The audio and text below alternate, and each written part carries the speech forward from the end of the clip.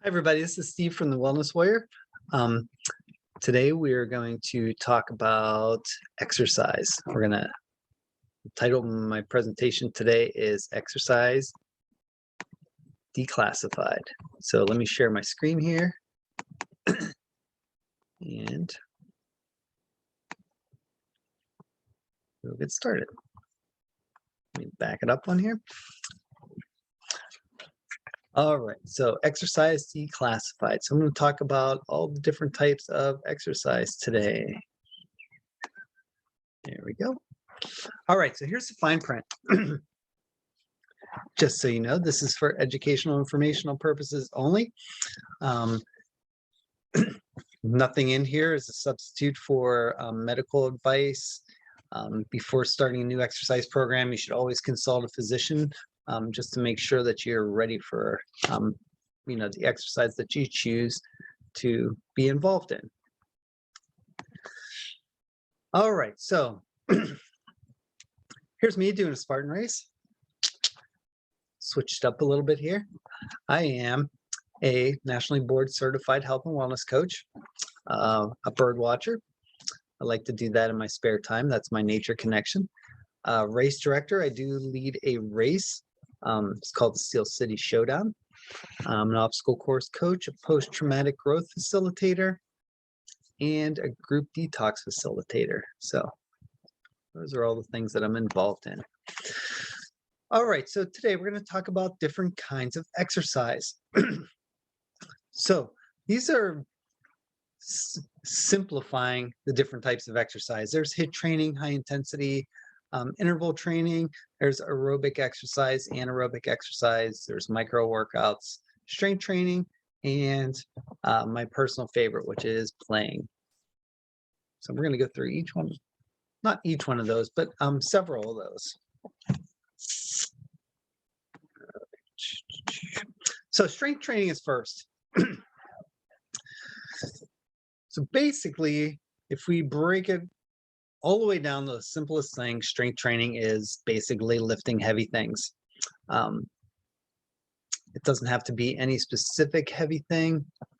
It could even be body weight training. You can use dumbbells, bands, just gravity, or you can, lift heavy weights. Or, weight training could be, grabbing the laundry and running up and down the stairs 10 times. It can be as simple as that. So there's a bunch of different ways that you can be involved in strength training. Some people need a trainer in order to get them to do their strength training. Some people can do their strength training on their own. So it's always different for different individuals. It's very individual type thing. So what are the benefits of strength training? So here we go. So maintaining muscle tone. So each decade after your 30s, you lose between 8 to 10% of your muscle mass.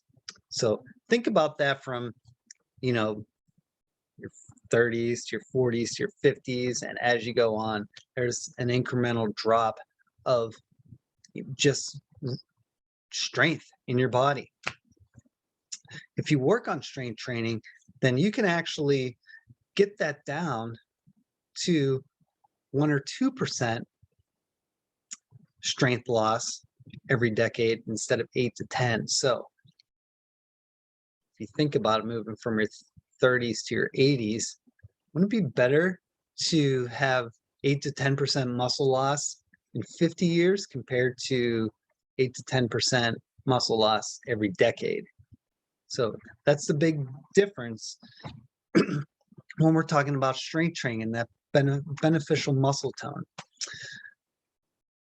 Now, there's also been a lot of longevity studies that say muscles are the single most important organ to predict longevity.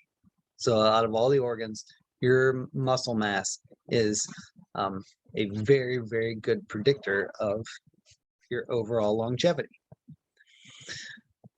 Obviously, increased strength.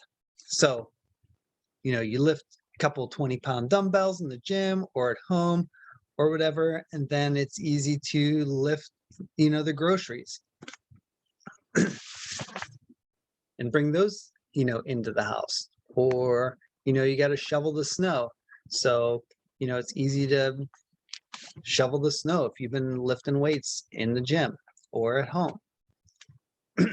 So that increase of muscle strength is just important just for everyday life. It's not even, why not make your life easier is what I tell people. Lift heavy things and then your life's going to be easier. The next one is improved bone health. So this is the number one thing that you can do to help decrease bone loss, is lifting heavy things. All right. Even high impact aerobics, just like jumping up and down. Sometimes I'll have people do that, and that is a really good thing to do to improve your bone mineral density. So it is number one on how to improve bone mineral density. So if you're thinking about whether to work out or not, that should be number one on the list as far as developing bone strength. There is some evidence that it controls body fat as well. There's a little bit of debate on how much energy muscle burns compared to all the other cells in your body. Sometimes there's some data saying that it's 3 times the amount that your fat burns.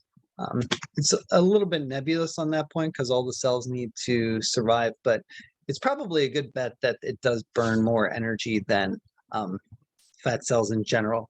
3 times maybe, but at least a little bit more. The other thing that it is super good for is to decrease the risk of injury.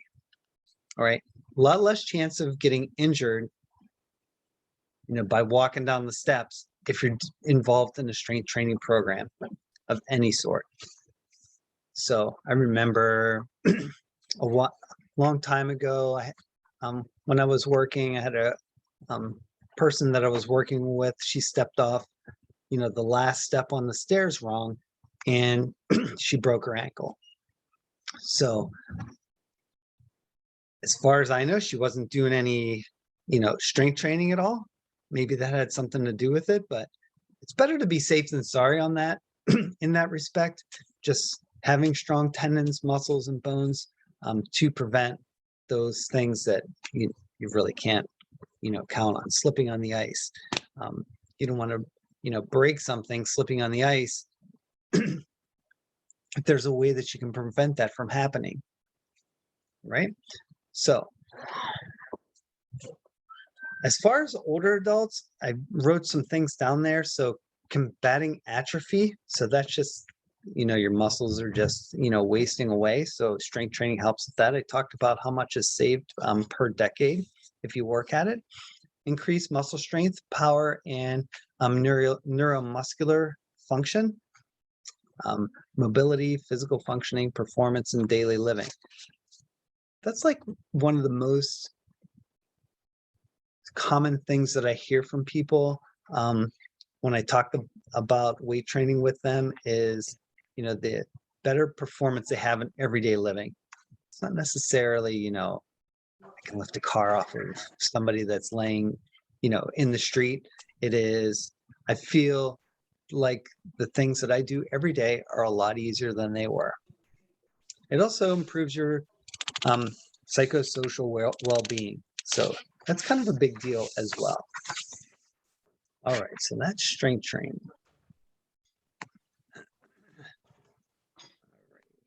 So moving on to aerobic training. So aerobic training could be a bunch of different things, all right, specifically, but looking at it from the big picture, we're talking about, cardiovascular conditioning. So this is not strength training. This is something by itself. Aerobic means with oxygen. So you're using oxygen. Your cells are using oxygen to make energy to make your body do this aerobic training. So the magic number for that So I put MAF training up here. So maximum aerobic fitness, when you're getting the maximum amount of aerobic fitness, is 180 minus your age. Now, Phil Maffetone came up with that based on, hundreds, probably thousands of athletes that he worked with over time.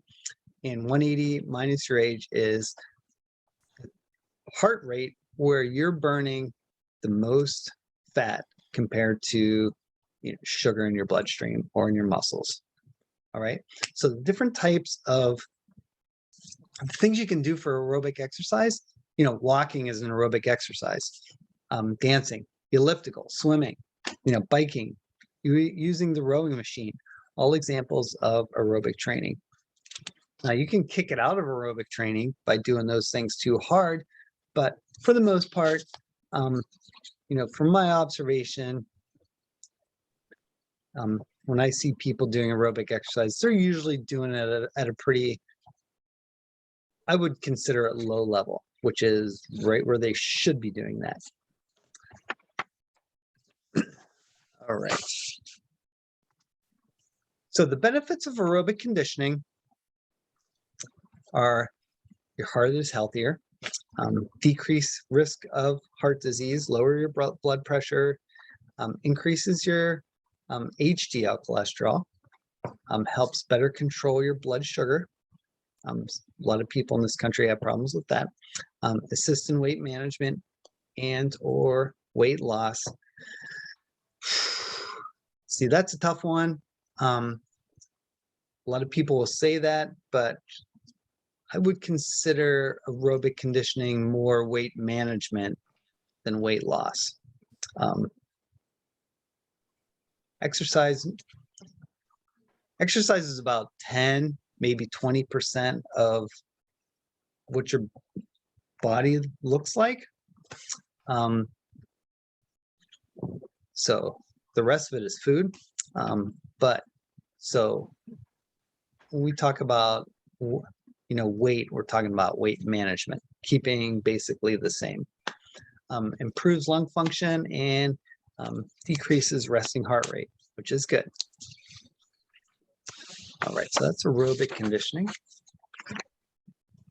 Then moving on to the next type of exercise, we have HIIT training, high intensity interval training. So what is HIIT training? So if we go back to when HIIT training was actually started, it was 20 seconds all out with a 10-second rest with 8 rounds of that, right? That is Tabata training, all right? Since that time, high intensity interval training has turned into a bigger thing that not necessarily, the root of what high intensity training used to be. So I often notice that people are doing a lot of high intensity interval training. I would say maybe need to do this once a week because your heart rate gets really high, and it's fine to do high intensity training once a week, but any more than that, I wouldn't recommend that. I know the other trainers would say that you should do it a lot more than that, but I don't really think it's necessary. If you're worried about, just general health and wellness. Now, high intensity interval training for like an athlete that's really working on things, then we can prescribe a little bit more. But for the general population, probably one time a week is probably adequate. So what do these things look like? What does HIIT training look like? So we're talking about an 8 to 30 second all-out effort, right? All-out effort. When I do sprint training, I'm going to call this sprint training. I like to do it on a bike because with the digital display, I can tell when my speed starts to get lower.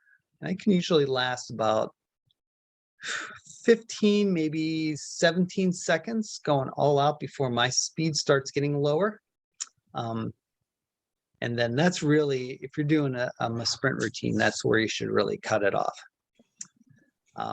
And to do true sprint training, you should have full recovery before you do the next repeat. And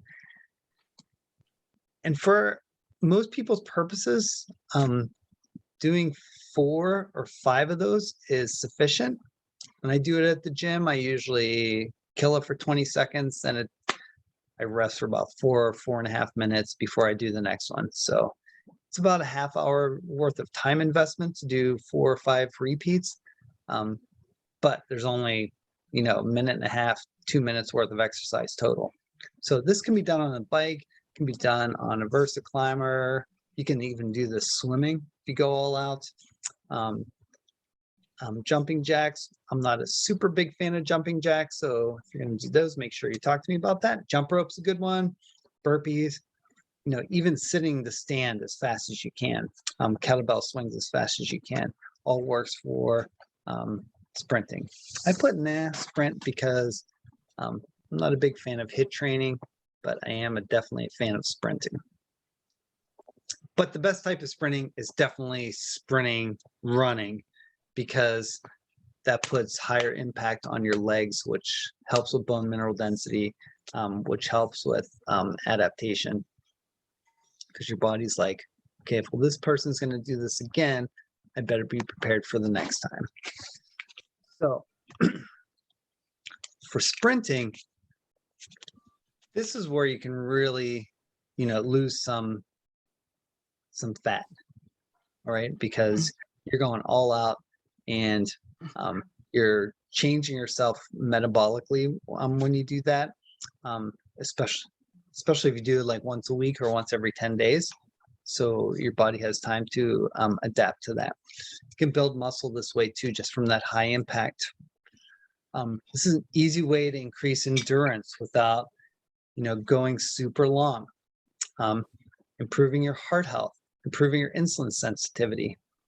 And most of our societal diseases really are from being insulin resistant. So being able to improve your insulin sensitivity is super important.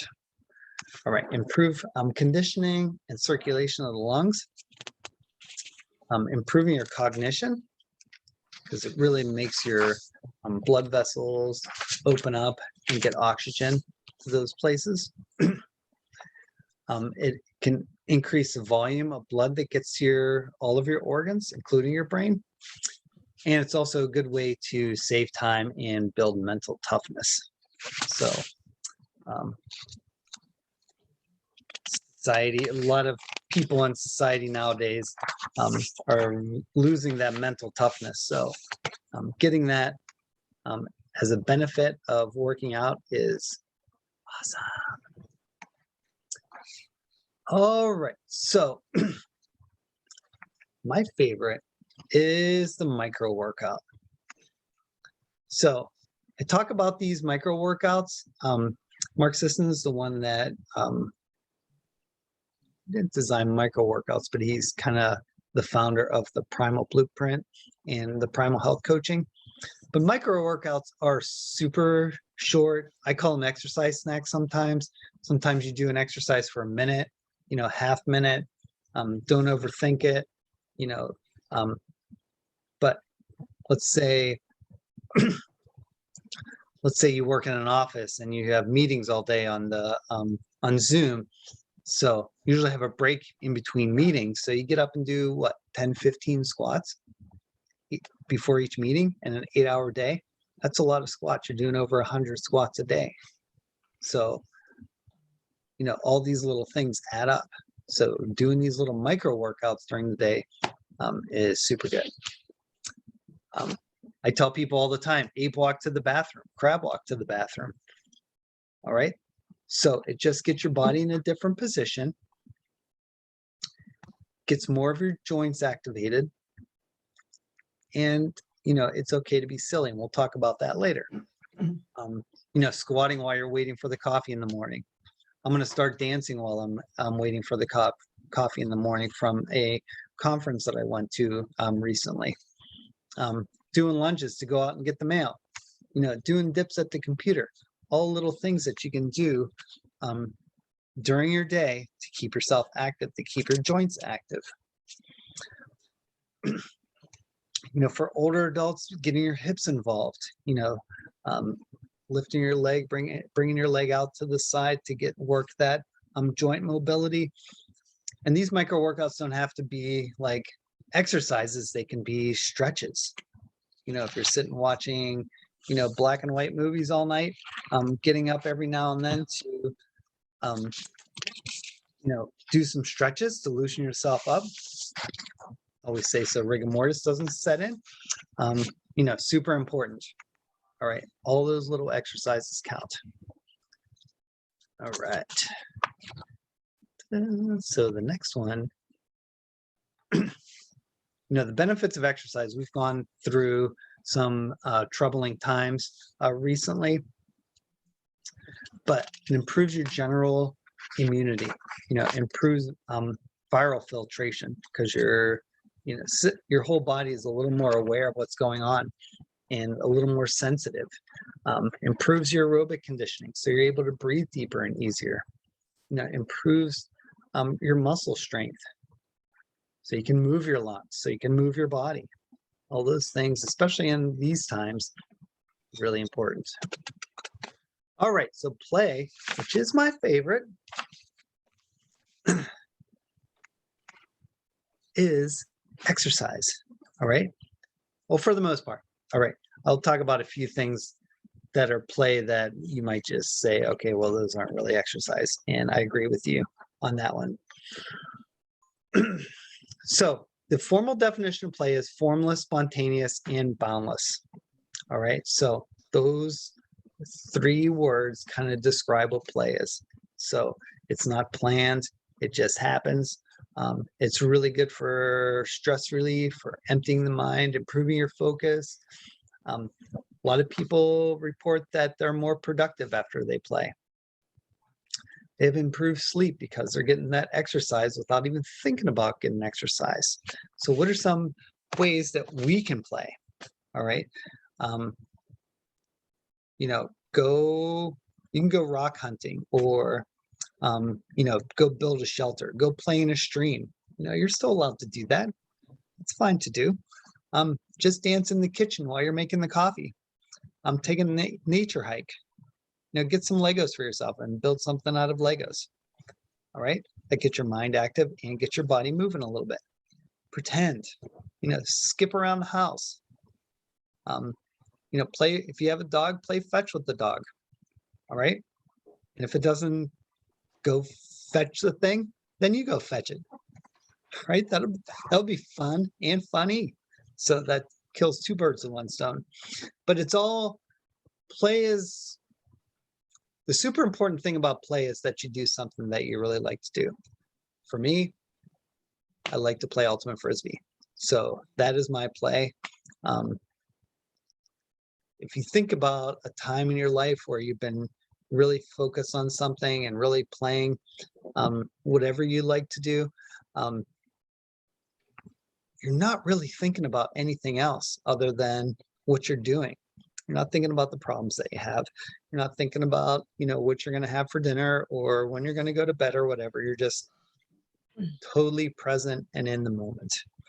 And a lot of times that's something that we don't have in our lives anymore, especially if you're an adult and you've kind of lost sight of what your playtime is.